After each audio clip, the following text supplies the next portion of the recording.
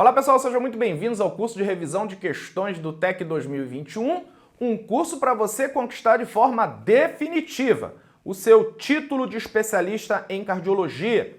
Eu me chamo Anderson Luiz e estamos começando neste vídeo o nosso módulo de arritmias cardíacas, tá? Arritmia, como você bem sabe, é um assunto denso, um assunto arenoso, extenso, mas eu tenho certeza que se você assistir aí todas as videoaulas desse módulo de arritmia, você vai conquistar aí várias questões na sua prova de título de especialista, tá? Eu vou te mostrar aí o que o TEC, né, a banca do TEC gosta de cobrar em relação à arritmia cardíaca. Então, neste vídeo a gente vai ver duas questões da prova do TEC de 2015, uma aí falando sobre arritmia cardíaca na sala de emergência e a outra questão falando sobre fatores predisponentes da intoxicação digitálica. Então, sem mais demora, TEC 2015. Homem de 76 anos foi admitido no serviço de emergência com queixa de palpitações taquicárdicas e refere-se a portador de ciência cardíaca. Foi realizado o eletrocardiograma abaixo, e aí está aí o eletrocardiograma. Então, o que a gente faz? A gente destaca aí os pontos principais do enunciado. Então, é um idoso portador de ciência cardíaca que deu entrada aí com palpitações taquicárdicas. Está aí o eletrocardiograma da questão. Eu vou ampliar o eletrocardiograma, vou trazer ele aqui mais para o centro para a gente poder analisar corretamente esse eletrocardiograma. Então vamos lá, vamos dar uma olhada nesse eletrocardiograma, né? Você bem sabe, médico cardiologista, que toda vez que a gente vai analisar um eletrocardiograma, a primeira coisa que a gente faz é olhar velocidade e amplitude padrão. E aí a gente, quando não encontra, né, escrito ali a velocidade ou amplitude padrão no próprio eletro, a gente pode consultar esse retângulo aqui na lateral. Então vem comigo aqui que eu vou te mostrar. Ó, esse retângulo aqui, né, ele tem que ter 10 milímetros de amplitude, 5 milímetros de largura. Se ele tiver essas dimensões, então tá sim, tá dentro do padrão normal, tá? Então esse ECG tá dentro do padrão normal. E aí quando a gente olha, né, lembrando que o paciente tem queixa de palpitações taquicárdicas, quando a gente olha o eletrocardiograma, a gente percebe uma taquiarritmia de QRS estreito, ritmo irregular. Primeira coisa que vem à mente é a fibrilação atrial. Afinal de contas, a fibrilação atrial é a arritmia mais frequente aí no dia a dia, né? Então a gente olha, pensa logo na fibrilação atrial. Mas aí a gente descarta a fibrilação atrial, por quê? Porque existe onda P antecedendo o QRS. Então, se tem onda P antecedendo o QRS, não pode ser fibrilação atrial. Então vamos ver qual é o ritmo, né? Qual é o ritmo desse eletrocardiograma. Para o ritmo ser sinusal, são necessários aí 3 critérios preenchidos, os 3, tá? Primeiro critério, né? A onda P, ela tem que ser positiva em D1, D2 e AVF e negativa em AVR. Se isso estiver presente, né, está demonstrado que o eixo no plano frontal da onda P está entre 0 e mais de 90 graus, tá? Então, primeiro critério é esse, né? Eixo da onda P no plano frontal entre 0 e mais de 90 graus.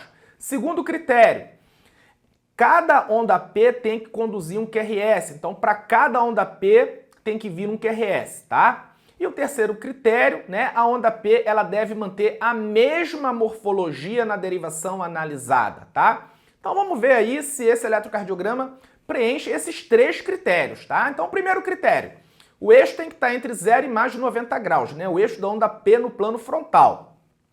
Para isso, a onda P ela tem que ser positiva em D1, D2 e AVF, e negativa em AVR.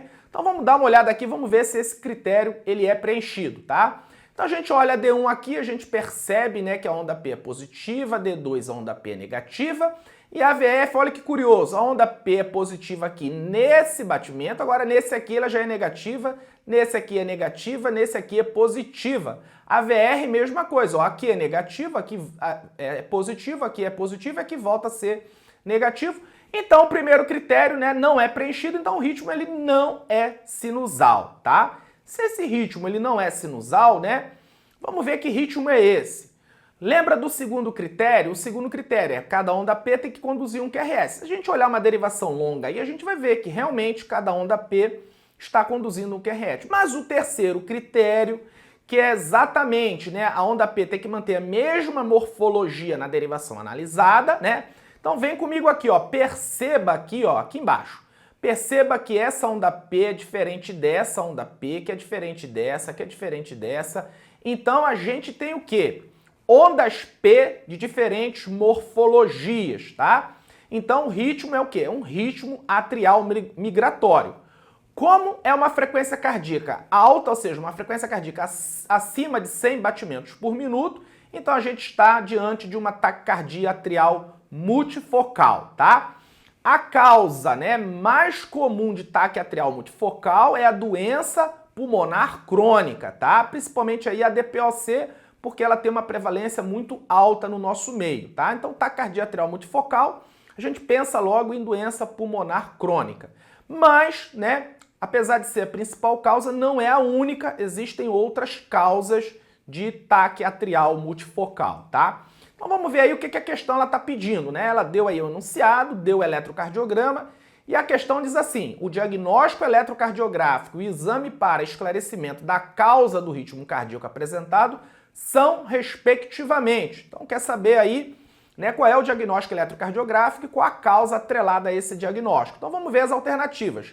Letra A, fibrilação atrial e o exame, né, para confirmar a sorologia para Chagas, a gente viu que não é um ritmo de fibrilação atrial, né? Apesar do ritmo ser irregular, mas tem presença de onda P, então a letra A a gente corta. Letra B, taque sinusal, solicitar hemoglobina glicada. Taque sinusal também a gente viu que não é, né? Não é um ritmo sinusal, então a letra B a gente corta. Letra C, taque atrial multifocal, ok. Nível sérico de digoxina, né? Pode ser intoxicação digitálica, pode realmente aí cursar com taque atrial multifocal, apesar de que a causa mais frequente são as doenças pulmonares crônicas, tá? Vamos ver a letra D. Letra D, taque sinusal dedímero. Não é uma taquicardia sinusal, o ritmo não é sinusal, né? Claramente não é sinusal, então a letra D a gente corta. E a letra E, taque juncional, solicitar sorologia para a doença de Chagas, né? Então, taque juncional é uma taquiarritmia de QRS estreito e ritmo regular, tá? No eletrocardiograma da questão, a gente viu que o ritmo é irregular. Então eu trouxe aqui um eletrocardiograma de um ataque juncional para mostrar para você como é. Então tá aí. Veja bem, né? Então a gente tem uma taquiarritmia de QRS estreito e ritmo regular e a gente tem o quê? Onda P retrógrada, tá? Retrógrada e posposta ao QRS. Então perceba aqui, ó, vem aqui comigo, ó. A onda P, ela não antecede o QRS. A onda P tá onde? Está aqui, ó, posposta ao QRS de forma retrógrada. Ela é negativa aqui em D2, D3 e AVF, tá? Então, os átrios, eles estão sendo despolarizados o quê? De baixo para cima, né? Então, no ataque juncional, né, os ventrículos são despolarizados pelo feixe de Rich, por isso que o QRS é estreito. No entanto, os átomos são despolarizados de baixo para cima, o eixo da onda P fica lá para cima, então a onda P ela fica posposta ao QRS, né, e de forma retrógrada nas derivações do plano inferior. Então, né, muita gente pergunta, tá, mas qual é a diferença aí da ataque juncional para, por exemplo, taquicardia por reentrada nodal, tá? O ECG da ataque por reentrada nodal é exatamente igual a esse aí. A gente tem uma taquiarritmia de QRS estreito, ritmo regular com onda P posposta e retrógrada. Então, você pode estar perguntando, e como é que a gente faz para diferenciar? Veja, ataque juncional geralmente, né, dá aí uma taquicardia com uma frequência discretamente elevada. Fica aí entre 100 e 110 batimentos por minuto. Então, dificilmente ataque juncional passa aí de 110 batimentos por minuto. Já a taquicardia por reentrada nodal, a frequência pode variar de 150 até 250 batimentos por minuto. Então a frequência da ataque por entrada nodal é bem mais elevada, tá? Então se a gente tiver aí diante, né, de um eletrocardiograma com essa morfologia, com uma frequência aí entre 150 e 250, então a gente vai estar diante de um ataque por entrada nodal. Se a frequência for entre 100 e 110, a gente vai estar diante de um ataque juncional. Então a letra E também não pode, gabarito realmente é a letra C. Muito bem. E aí você pode estar perguntando, mas é comum, né, taque atrial multifocal na intoxicação digitálica? Não. Se perguntarem qual é a arritmia mais frequente na intoxicação digitálica, sem dúvida, né, extrasístoles ventriculares, tá? Então as extrasístoles ventriculares são as arritmias, né, frequentes aí na intoxicação digitálica. Mas a gente também pode ter bradicardia, a gente pode ter taque atrial com bloqueio atrioventricular variável, que é fortemente sugestiva de intoxicação digitálica. Então eu trouxe aqui um exemplo de um ataque atrial com bloqueio atrioventricular variável. Perceba aí que a gente tem, né, uma onda P com uma frequência elevada, tá? No entanto, né, o escape desse bloqueio é um escape com ritmo variável, tá? Com ritmo variável. Então, isso aí é fortemente sugestiva de intoxicação digitálica. A gente tem também aí nesse traçado que é uma extrasístole ventricular, que é a arritmia mais frequente na intoxicação digitálica.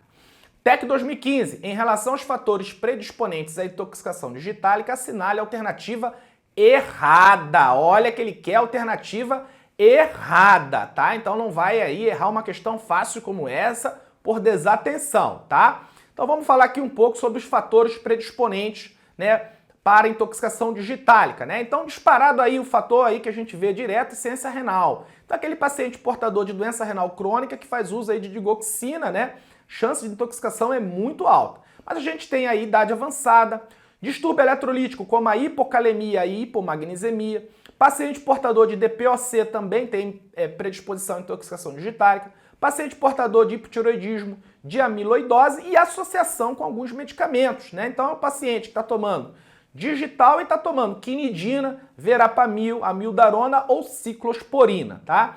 Então todos esses aí são fatores predisponentes para intoxicação digitálica. Então vamos aí para as alternativas, lembrando que ele quer a alternativa errada.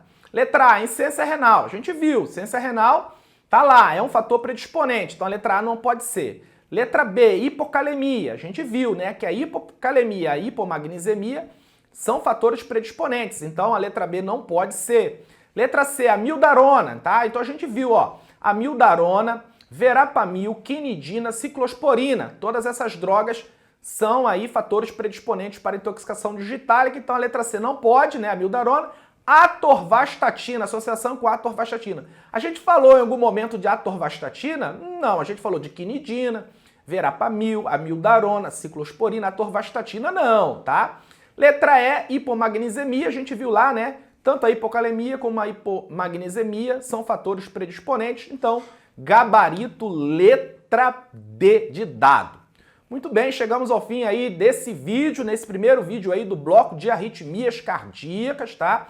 A gente vai ver aí diversas questões do TEC envolvendo arritmia cardíaca. É um assunto aí muito interessante.